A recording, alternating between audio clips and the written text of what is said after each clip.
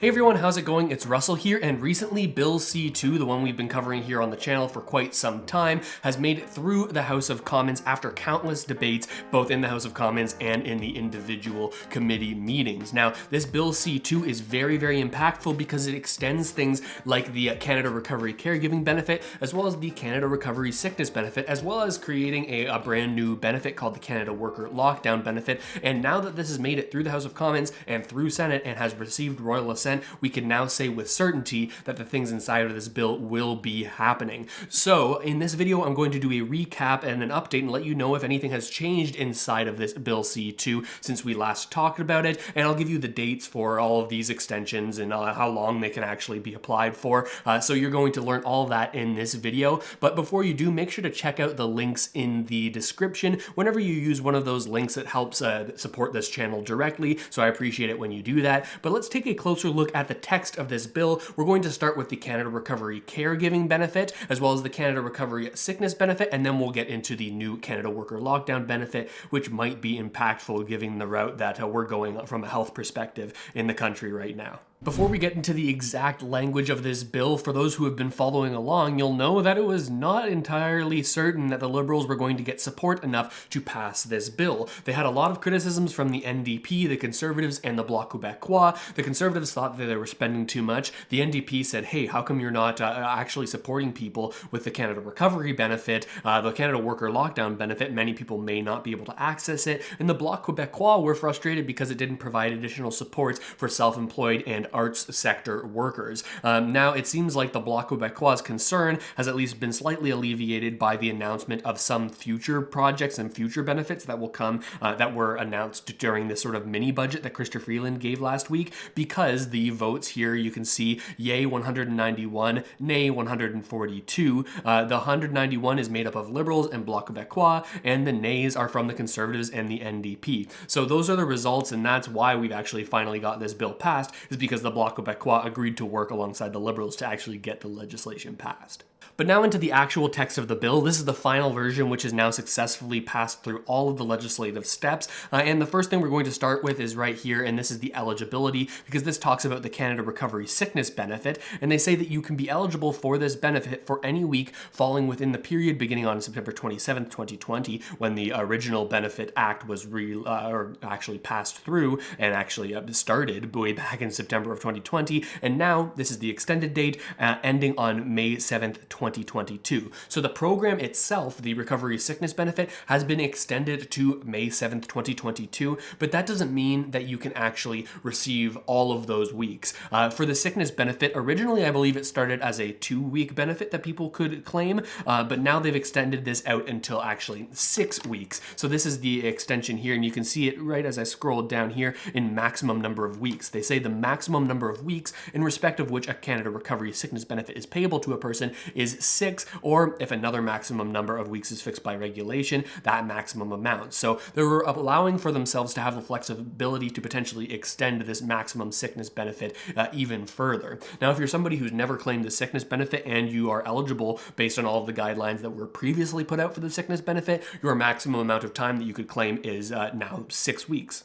And some very similar changes were made for the Canada Recovery Caregiving benefit. This is the benefit that worked sort of similarly to the CRB, but you had to show that you actually needed to provide care, either for a family member or potentially a child.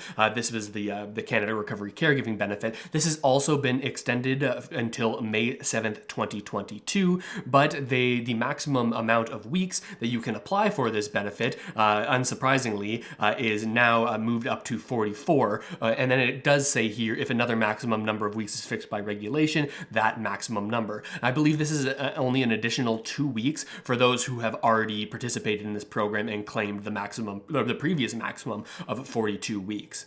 So if you're someone who's never applied for the Canada Recovery Caregiving benefit, and this is something that you're eligible for, well, then you could potentially have 44 weeks, which I believe would take you all the way until May. Yes, it would take you all the way until the end of the program in May that we've been talking about. But if you're somebody who's already gotten to the max of their Canada Recovery Caregiving benefit weeks, the previous 42, then you have an additional 2 weeks that you can apply for through this newly extended Canada Recovery Caregiving benefit. And then as I scroll down here, there is another interesting sort of addition to this bill, and this is the replacement of May 7th, 2022. This is the date that both of these benefits have been extended to as the last day that you can actually access the program. Well, it may not actually be the last day that you can access the program because they're allowing for that date to be changed via regulation. Here they say the governor and council may by regulation amend any of the following provisions to replace the date of May 7th with the date of July 2nd, 2022. So we've seen this in previous bills. This regulation just allows them to make changes, minute tweaks to the bill that they doesn't require them to work through the House of Commons to make these changes.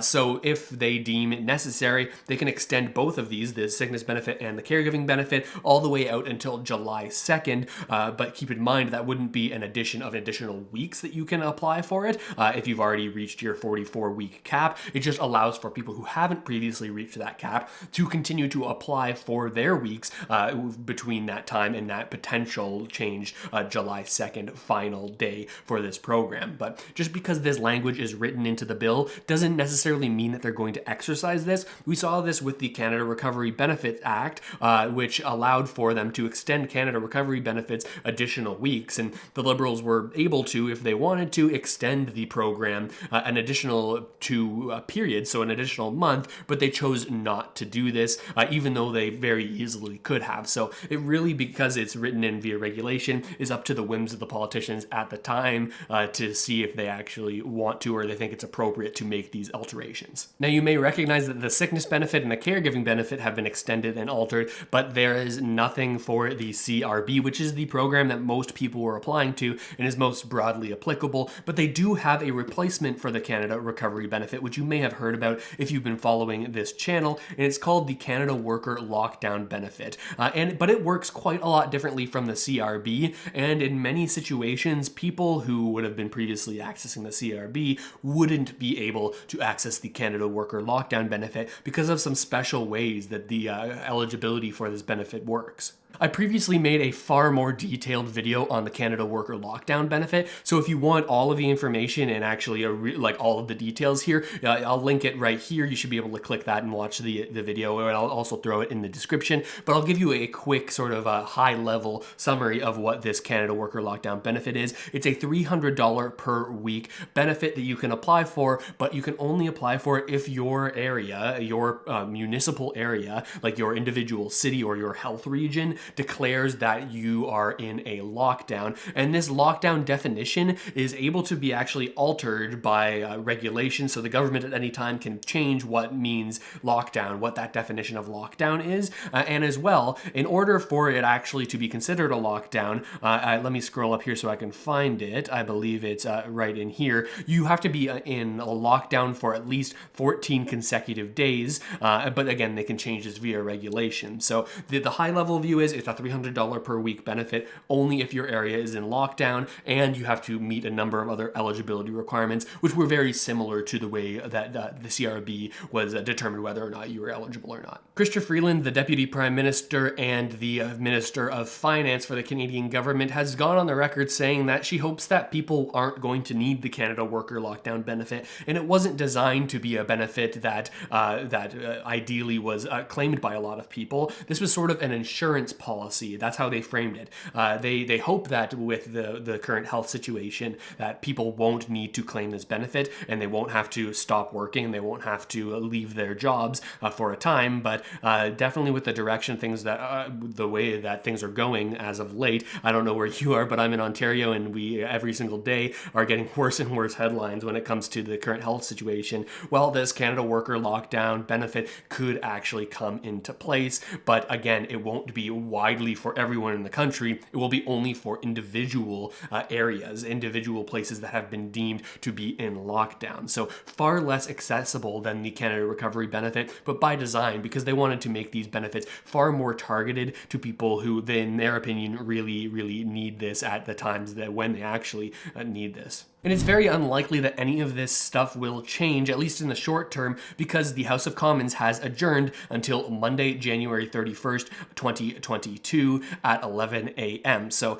the House of Commons is now off of session. They're in their winter break here until the end of January. So even if the sort of climate and the need for certain benefits changes, well, it's going to be very difficult for them to recall Parliament and get any sort of changes passed above and beyond what's included in this Bill C2. So I hope that gives you a little bit of a better idea on what's actually been included inside of Bill C2, which is now 100% official. We've been covering it for quite some time, but now you can say for certain that this is what is happening, what I've gone through in today's video. So hopefully that's been helpful for you. Let me know if you have any questions down there in the comments. And again, while you're down there, check out the links in the description. You can open up an investing account with Wealthsimple and get 2 free stocks, or you can check out any of the crypto exchanges in the description of this video if that's something that you're interested in as well. When you use those links, it directly supports the channel, so I appreciate it when you do that. But with all of that said, thanks so much for watching, everyone. I really hope this video has helped you out at least a little bit, and I'll see you next time.